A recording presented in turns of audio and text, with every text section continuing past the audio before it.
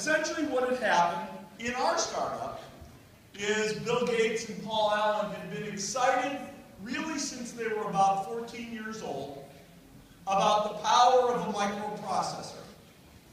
There was a theory that you could take one of these microprocessors and mix it with the magic of something called software and essentially do almost anything.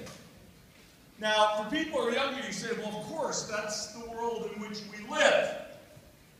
But about 5 years later, Bill was trying to get me to drop out of school to join him in this small startup, still only 30 people at Microsoft when I joined. And I called my mother and father. I was 23 years old. I called my mother and father, who themselves had never gone to college, and I said, I think I'm going to drop out and go join my friend Bill's startup. Drop out was not a good word. Drop out. Drop out. My father said, that's a very bad idea. People who are successful don't drop out. And they said, well, what does your friend Bill, whoever that is, they never met old Bill, what does your friend Bill's startup do? And I said, well, I can't tell you everything about it, but they do software for personal computers. And my father, who was not, he didn't go to college, but he was a smart guy. What's software?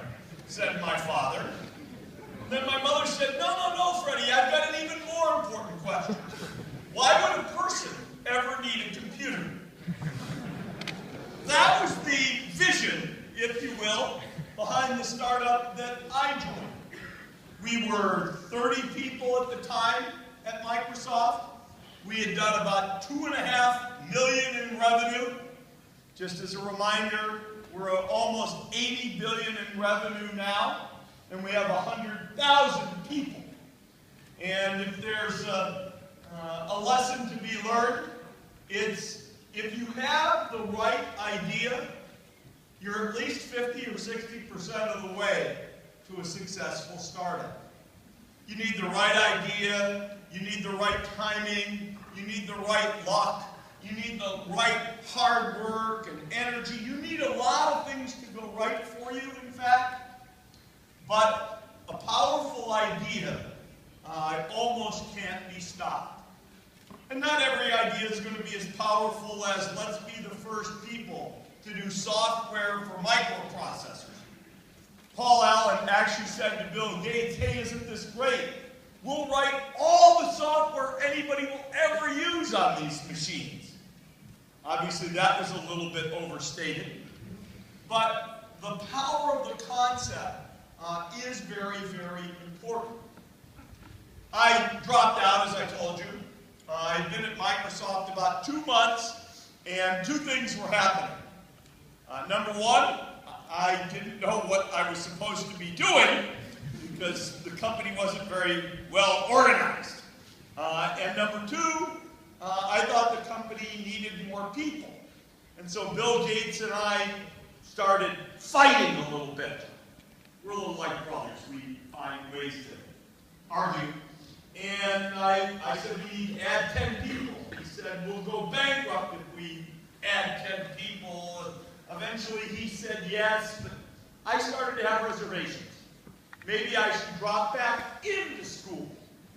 This was just at the end of the summer break. I could have gone right back to school.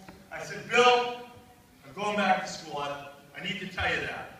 He grabbed his father, who was that tall,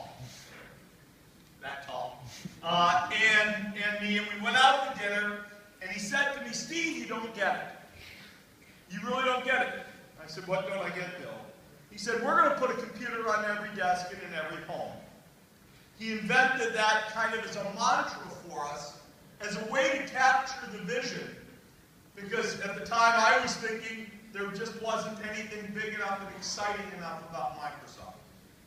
So having the ability in a startup or with a new idea, not just to see a product, but to see a whole path to change some walk of life, I think is very, very important.